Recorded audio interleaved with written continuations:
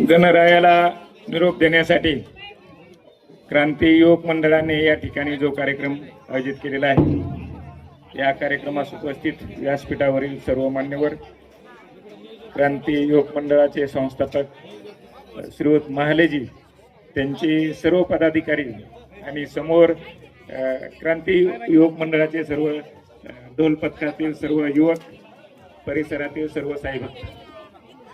लोकमान्य टिळकांनी 1893 साली सार्वजनिक गणेश उत्सव सुरू केला. त्यामागील कल्पना हीच होती की या उत्सवाच्या निमित्ताने वेगवेगळ्या भागातील लोक एकत्र येतील, विचारांचं आदान प्रदान होईल आणि एक समाजाला दिशा देण्याचं काम जे आहे ते होईल.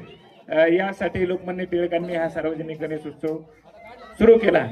मला वाटतं टिळकांचा हा उद्देश जो आहे तो समोर ठेवून जे आहे ते क्रांती युवक मंडळ जे आहे ते आपण काम करत आहात. त्याबद्दल प्रथमतः मी आपल्या सर्व उपक्रमांना जे ते मनपूर्वक शुभेच्छा देतो, आपलं अभिनंदन करतो.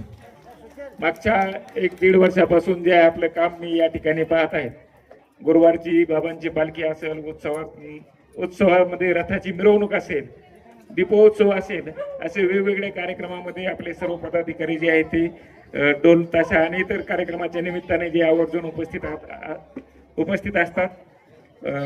व्यसनमुक्तीचा कार्यक्रम असेल, आत्ताच या ठिकाणी जो आहे समाजातील जो दुर्लक्षित भाग जो आहे त्यांना सुद्धा जे आहे ते त्यांच्या कार्याचा गौरव करून त्यांना त्यांच्या पाठीवर कौतुकाची थाप देणे, हे सुद्धा काम जे आपण करत आहात.